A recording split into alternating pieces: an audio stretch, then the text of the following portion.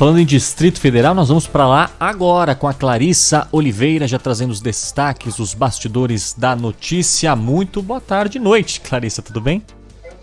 Oi, Clarissa. Olá, boa noite, pessoal. Todos bem por aí? Tudo certo. Falando sobre a política, hoje o ministro da Economia, Paulo Guedes, ele falou, ele defendeu tributos alternativos e disse que o país tem que desonerar a folha, é isso? É isso, Yuri. Olha, o que aconteceu aqui foi que o presidente Jair Bolsonaro deu um aval para essa nova ofensiva que o ministro Paulo Guedes já vem ensaiando há um bom tempo, que pretende aí, então, criar um novo imposto nos mesmos moldes da antiga CPMF. Todo esse planejamento já está sendo feito faz algum tempo. Aqui a gente falou em várias ocasiões sobre toda a operação que o governo vinha tentando montar para criar uma espécie de compensação, fazer a desoneração da folha de pagamentos das empresas de um lado e, em troca, pedir que os parlamentares aprovem a criação desse novo imposto sobre transações digitais, esse novo tributo sobre transações digitais. Na verdade, embora o ministro Paulo Guedes fale em operações digitais, isso vale para qualquer transação que tenha registro digital, segundo as fontes ali do Ministério da Economia, ou seja, praticamente todas as operações financeiras. Não é só compras online, por exemplo, não tem essa confusão aí que acaba ficando um pouco no ar, não. São todas as transações que passam por meio digital, tá? Então isso vale, por exemplo, para uma transferência bancária. Enfim, diante desse cenário, essa série de negociações já vem sendo conduzida há algum tempo, a gente já comentou isso aqui anteriormente, e o governo decidiu incluir nesse pacote o quê? O antigo programa Renda Brasil, que não vai mais chamar Renda Brasil, mas continua sendo aquela reformulação do programa Bolsa Família. Esse programa vai entrar dentro do Pacto Federativo, como a gente também já previu anteriormente, e deve vir aí com um formato um pouco diferente do que se pensou lá atrás, um valor talvez um pouco menor do que os R$300 que o presidente Jair Bolsonaro gostaria. Todo esse pacote acaba sendo, em outras palavras, aí uma formatação um pouquinho diferente, aquela tal da Super PEC que a gente falou lá atrás. Antes a ideia era jogar tudo dentro do Pacto Federativo, aí agora a CPMF vai para dentro da reforma tributária mesmo, ali já entra a desoneração da folha de pagamentos e também com outras medidas, como, por exemplo, mudanças nas faixas de isenção do imposto de renda. Isso tudo para validar o discurso do governo de que não vai haver aumento de carga tributária. E sim, como o ministro gostou de chamar, um programa de substituição de tributos. É um jeito muito bonito de falar em criação de impostos, né, gente? Um jeito bem assim, light, né? Para não parecer que a coisa vai apertar para o nosso lado, o lado do contribuinte, né, Clarissa? Eu queria tirar uma dúvida com você. Sim ou não? O presidente Jair Bolsonaro deu o aval para essa nova CPMF? Porque até então ele demonstrava resistência. Nos últimos dias, você já trouxe a informação e acabou de frisar isso pra gente. Isso tem sido discutido amplamente pelo ministro da Economia, Paulo Guedes, em reuniões no Palácio do Planalto, com o presidente Jair Bolsonaro, mas pessoalmente ele está disposto a assumir aí o ônus político também, o ônus que pode ter impacto na popularidade dele, e dar o aval a essa recriação, ou recriação nos moldes um pouquinho diferentes, mas uma espécie de recriação da CPMF? Olha, Isabel, o sinal verde para que essa articulação fosse feita já foi dada pelo presidente Jair Bolsonaro lá atrás. O que mudou em relação ao Jair Bolsonaro que foi eleito, aquele mesmo também da época da aprovação da reforma da Previdência e que se dizia radicalmente contra esse imposto, e o Jair Bolsonaro de agora? O que aconteceu nesse meio do caminho?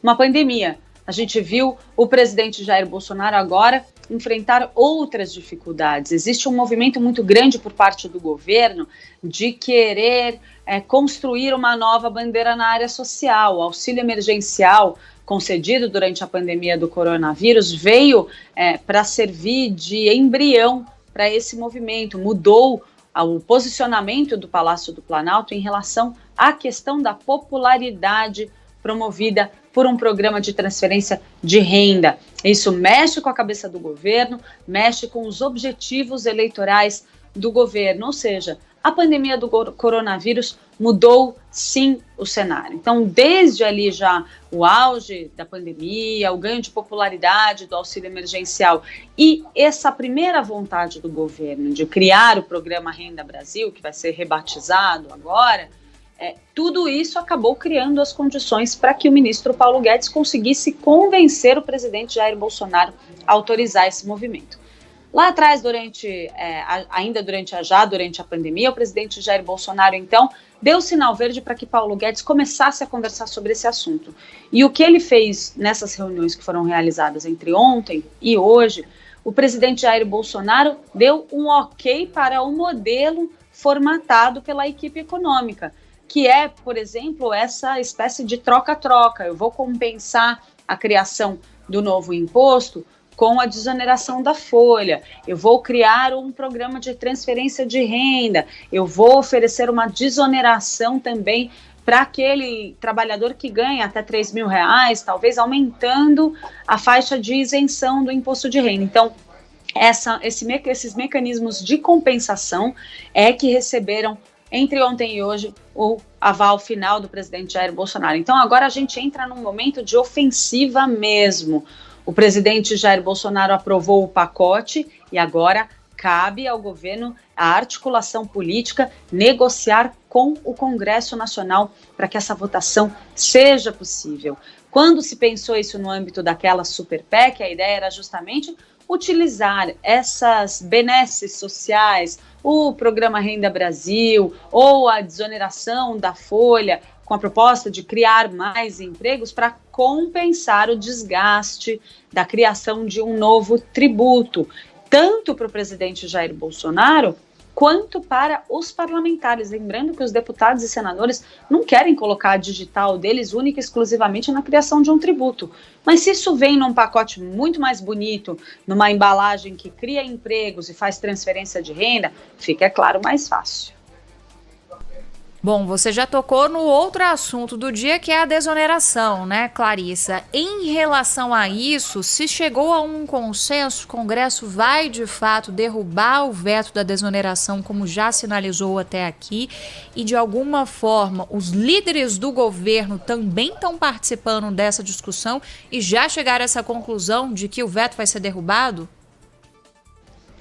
Olha, Isabel, o que o governo do federal quer justamente com essa negociação toda é manter o veto àquela desoneração a 17 setores da economia.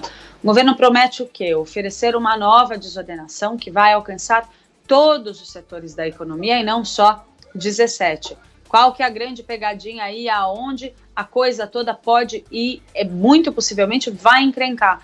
O governo precisa trazer nessa proposta que ele promete apresentar na semana que vem, uma proposta mais robusta para esses setores que têm muito a perder, para os parlamentares que têm relação com esses setores e, no mínimo, uma fase de transição, porque pela ideia inicial que o governo apresenta, que é desonerar a todas as empresas até um salário mínimo, nos empregos até um salário mínimo, zerar a cobrança de impostos, isso não é a mesma coisa do que é feito hoje em vários setores da economia, que tem uma isenção maior, porque ela alcança também outras faixas de renda. Então, isso tudo vai ter que ser negociado, não é uma negociação simples, e a gente vai ter que aguardar para ver se a proposta que o governo vai apresentar na semana que vem vai, de fato, ser positiva. Enquanto isso, o governo vai empurrando com a barriga, com o apoio do comando do Senado, por exemplo, a votação, a apreciação desse veto que, se for ser votado do jeito que está, vai sim ser derrubado pela expectativa desenhada pelos parlamentares. Clarissa Oliveira com todas as informações direto da capital federal. Muito obrigada, Clá. Um beijo para você, bom trabalho. Muito obrigada, pessoal. Até mais. Até. Tchau, tchau.